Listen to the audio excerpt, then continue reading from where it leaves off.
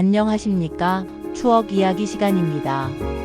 지난번 골목길 추억 방송에 많은 분들께서 따뜻한 전화와 편지를 보내주셨습니다.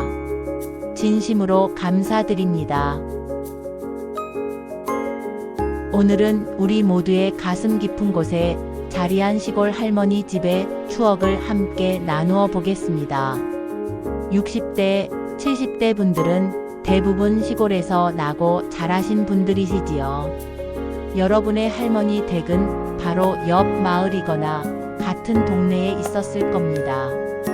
그래도 할머니 댁만의 특별함이 있었지요. 50대 분들 중에는 도시에서 태어나 자라신 분들도 계시겠지만 여름 휴가나 명절이면 시골 할머니 댁으로 가셨던 분들이 많으실 겁니다. 기와집 처마 및 넓은 마당, 장독대가 줄지어 선 뒤뜰, 굴뚝에서 피어오르는 하얀 연기. 그리고 무엇보다 우리를 따뜻하게 맞아주시던 할머니의 품. 어린 시절 할머니는 그 누구보다 든든한 버팀목이셨습니다. 부모님께 혼날 일이 있으면 할머니 뒤로 숨었고 아플 때면 할머니가 정성스럽게 돌봐주셨지요.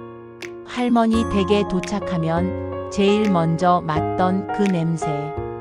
장작 타는 냄새와 된장찌개 끓는 냄새가 어우러진 그 향기를 기억하시나요? 그리고 어서 와라, 우리 손자야 하시며 달려 나오시던 할머니의 모습. 문지방을 넘기도 전에 할머니 품에 안겨 느끼던 그 따뜻함은 그 어떤 담요보다 포근했습니다. 오늘 전국에서 보내주신 소중한 사연들을 함께 들어보겠습니다. 첫 번째는 경북 안동의 김말수님입니다. 올해 72세이십니다.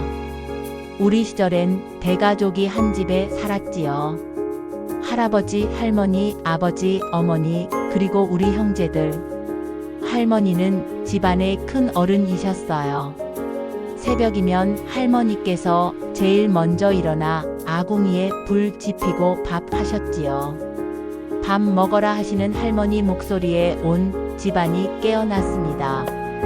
할머니는 항상 우리 손자, 손녀들을 가장 아꼈어요. 맛있는 건 몰래 숨겨뒀다가 우리에게 주시곤 했지요.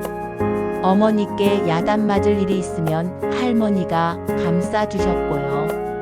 지금도 생각나는 건 할머니 무릎에 누워 머리를 베고 낮잠 잤던 일이에요. 할머니 손으로 머리 쓰다듬어 주시며 자장가 불러주시던 그 목소리.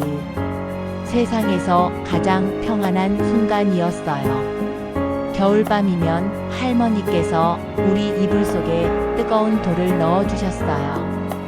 따끈따끈한 구들장과 할머니가 데워주신 돌. 발끝까지 따뜻했던 그 밤들이 그립습니다. 그렇습니다. 대가족이 함께 살던 그 시절 할머니는 집안의 중심이셨지요. 모든 것을 감싸 안으시는 따뜻한 품이셨습니다. 두 번째는 전남 순천의 박정호님 68세이십니다. 우리 집은 농사를 지었는데 할머니는 새벽부터 밤늦게까지 일하셨어요. 그런데도 손자들 챙기는 일은 절대 빼먹지 않으셨지요. 농번기에는 밭에서 일하시다가도 점심때가 되면 집으로 돌아와 밥상 차려주셨어요. 그 바쁜 중에도 우리가 좋아하는 반찬 하나씩은 꼭 만들어주셨지요. 겨울 저녁이면 할머니 방이 온 집안에서 가장 따뜻했어요. 큰 화로 옆에 앉아 고구마, 밤 구워 드시며 옛날 이야기 들었지요. 견우직녀 이야기, 흥부놀부 이야기. 할머니는 이야기꾼이셨어요. 바람 부는 밤이면 산신령이 화가 났나 보다 하시며 우리를 당신 이불 속으로 불러들이셨어요. 할머니 품에 안겨 듣던 옛날 이야기 속에서 우리는 꿈나라로 빠져들었지요. 농사일로 바쁘신 중에도 손자들을 잊지 않으시던 할머니. 그 사랑이 얼마나 깊고 넓었는지 알 것 같습니다. 세 번째는 충북 제천의 이순자님 65세이십니다. 우리 동네는 산골 마을이었어요. 집집마다 텃밭이 있고 뒷산엔 나물이 지천이었지요. 할머니는 산나물에 대해서라면 그 누구보다 잘 아셨어요. 봄이면 고사리, 도라지, 더덕. 어떤 게 약이 되는 나물인지, 어떻게 먹어야 좋은지 다 가르쳐 주셨어요. 여름이면 뒷산 개울에서 미나리도 뜯고 물놀이도 했지요. 할머니는 그런 우리를 지켜보시며 물가에 너무 가까이 가지 마라 하시며 걱정해 주셨어요. 가을에는 할머니와 함께 버섯도 따고 도토리도 주었어요. 할머니께서 이 버섯은 먹으면 안 돼, 이건 약이 되는 버섯이야 하며 하나하나 알려주셨지요. 겨울이면 할머니께서 직접 담그신 동치미 국물을 마시며 이게 감기약이야 하시던 말씀이 지금도 생생해요. 자연과 더불어 살아가시던 할머니의 삶.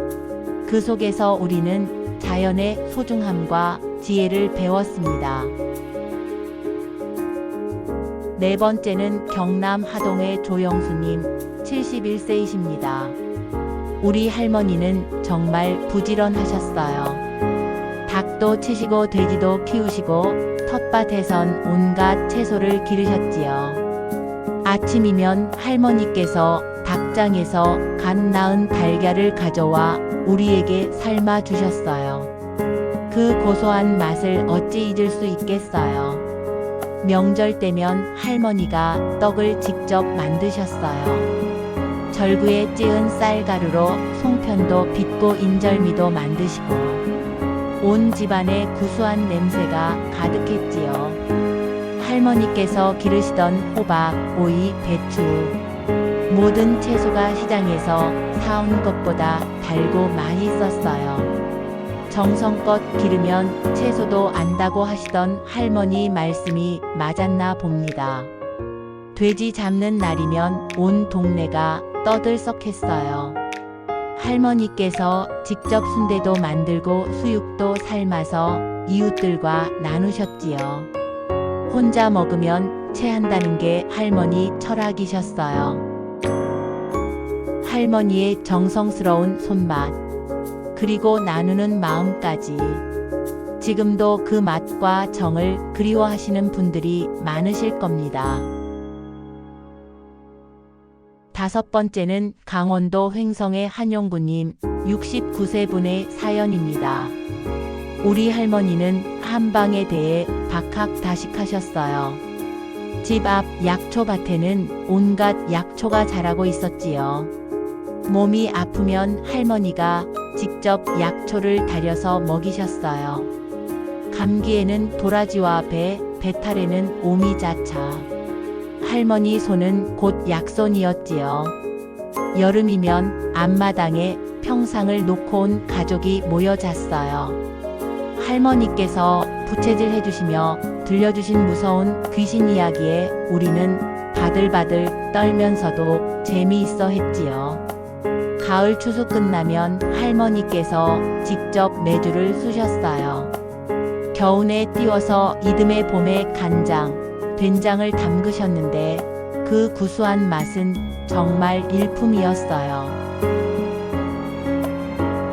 여섯 번째는 서울에 사시는 정미숙님 54세 분의 사연입니다.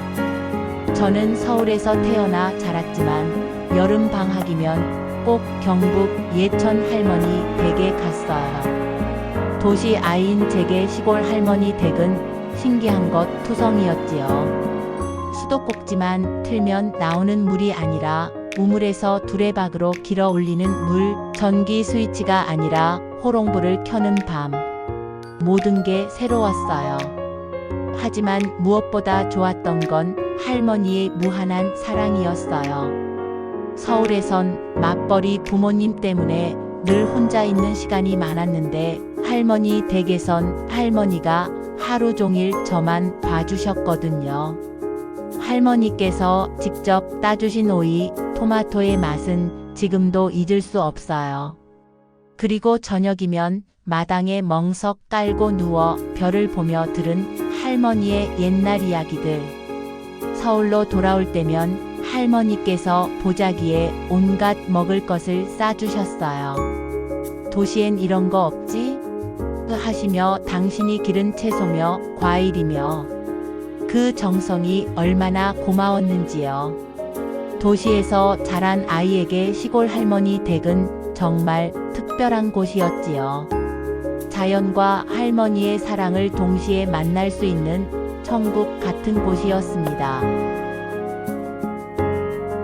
7번째는 부산의 김순덕님 66세 분의 사연입니다. 우리 할머니는 손재주가 뛰어나셨어요. 바느질, 뜨개질, 자수. 못하시는 게 없었지요. 겨울이면 할머니께서 우리에게 털실로 장갑, 목도리, 모자를 떠주셨어요. 할 땀 한 땀 정성스럽게 뜨신 그 따뜻함은 털실의 따뜻함만이 아니었지요. 할머니께서 손수 지어주신 한복을 입고 명절에 세배 다니던 기억도 생생해요. 우리 손녀가 이렇게 예쁠 수가 하시며 뿌듯해 하시던 할머니. 할머니 방 한구석에는 크고 작은 바구니들이 있었어요. 모두 할머니께서 직접 만드신 것들이었지요. 그 바구니에는 항상 우리가 좋아하는 과자나 엿이 들어 있었고요. 8번째는 대구의 이만수님 73세 분의 사연입니다. 우리 할머니는 마을에서 소문난 요리 솜씨의 달인이셨어요. 잔치가 있으면 꼭 할머니를 모셔갔지요. 할머니의 김치는 정말 예술이었어요. 젓갈부터 직접 담그셔서 김치를 담그시는데 그 맛을 따라갈 사람이 없었어요. 지금도 김치를 먹을 때마다 할머니 김치가 그리워져요. 설날이면 할머니께서 직접 만드신 떡국을 먹었는데 그 깊은 육수 맛, 하루 종일 푹 고아서 우려내신 그 국물 맛은 지금의 어떤 레스토랑 음식보다 진짜 맛이었어요. 할머니 손으로 빚은 만두는 피도 직접 밀어서 만드셨어요. 온 가족이 둘러앉아 만두 빚던 그 시간들. 할머니 옆에서 서툰 솜씨로 만두를 빚으며 들었던 할머니의 삶 이야기들이 지금도 생생합니다. 여러분, 이런 추억들을 들으니 가슴이 뭉클해집니다. 그때 할머니들은 학교 교육을 많이 받지 못하셨지만 삶의 지혜만큼은 그 누구보다 풍부하셨어요. 자연과 더불어 살아가는 법, 가족을 사랑하는 법, 정성을 다해 살아가는 법을 몸소 보여주셨지요. 할머니의 무릎은 세상에서 가장 편안한 베개였습니다. 할머니 품에 안기면 모든 걱정과 두려움이 사라졌지요. 할머니의 손길 하나하나에는 약손이 있어서 아픈 곳을 어루만져 주시면 금세 나았어요. 할머니들이 해주시던 음식들, 지금도 그 맛을 잊을 수 없습니다. 할머니표 된장찌개, 할머니가 직접 담근 김치, 할머니 손으로 빚은 만두. 그 맛은 정성이었고 사랑이었어요. 할머니들은 늘 우리를 걱정하셨어요. 감기 걸리지 마라, 밥 잘 먹어라, 어른 말씀 잘 들어라. 간단한 말씀들이었지만 그 속에는 깊은 사랑이 담겨 있었지요. 할머니들의 주름진 손을 기억하시나요? 그 손은 우리를 어루만져 주시고 맛있는 음식을 만들어 주시고 우리의 머리를 쓰다듬어 주시던 세상에서 가장 따뜻한 손이었어요. 밤이면 할머니께서 들려주시던 옛날 이야기들, 호랑이가 담배 피우던 시절부터 시작되는 그 이야기들은 우리의 상상력을 키워주었고 선악을 구별하는 판단력도 길러주었지요. 할머니들은 자연의 순리를 아셨어요. 언제 씨를 뿌리고 언제 거두어야 하는지, 어떤 나물이 몸에 좋은지, 날씨가 어떻게 변할지 오랜 경험으로 쌓인 지혜였지요. 지금은 대부분의 할머니들이 돌아가셨겠지만 할머니들이 남겨주신 사랑과 추억은 우리 마음속에 영원히 살아있습니다. 그 사랑이 우리를 오늘까지 이끌어왔고 우리가 어려운 일을 만났을 때 힘이 되어 주었지요. 혹시 아직 할머니가 살아계신 분이 계시다면 자주 찾아뵙고 안부를 여쭤보세요. 할머니의 손을 꼭 잡아드리고 그때 이야기를 들려달라고 해보세요. 할머니께서 얼마나 기뻐하실지. 그리고 우리도 이제 할머니, 할아버지가 되셨거나 될 나이입니다. 우리가 할머니께 받은 그 사랑을 이제 우리 손자, 손녀들에게 전해줄 차례입니다. 세상이 아무리 빠르게 변하고 기계와 컴퓨터가 모든 일을 대신하는 세상이 와도 변하지 않는 것이 있다면 그것은 가족 간의 사랑이겠지요. 할머니가 우리에게 보여주신 그 무조건적인 사랑, 희생적인 사랑을 우리도 이어가야겠습니다. 할머니의 사랑은 조건이 없었어요. 우리가 잘했을 때나 못했을 때나 똑같이 사랑해 주셨지요. 그런 사랑이 우리를 지금의 우리로 만들었습니다. 오늘 소중한 사연을 보내주신 모든 분들께 진심으로 감사드립니다. 여러분의 이야기를 통해 우리 모두 할머니의 사랑을 다시 한번 느낄 수 있었습니다. 다음 시간에는 옛날 장날의 추억으로 찾아뵙겠습니다. 오일장이 서던 그 시절의 정겨운 이야기들, 장에서 만난 사람들의 이야기, 그리고 장에서 사온 물건들의 추억을 함께 나누겠습니다. 모두 건강하시고 오늘 밤은 할머니 생각하며 따뜻한 꿈 꾸시기 바랍니다. 고맙습니다.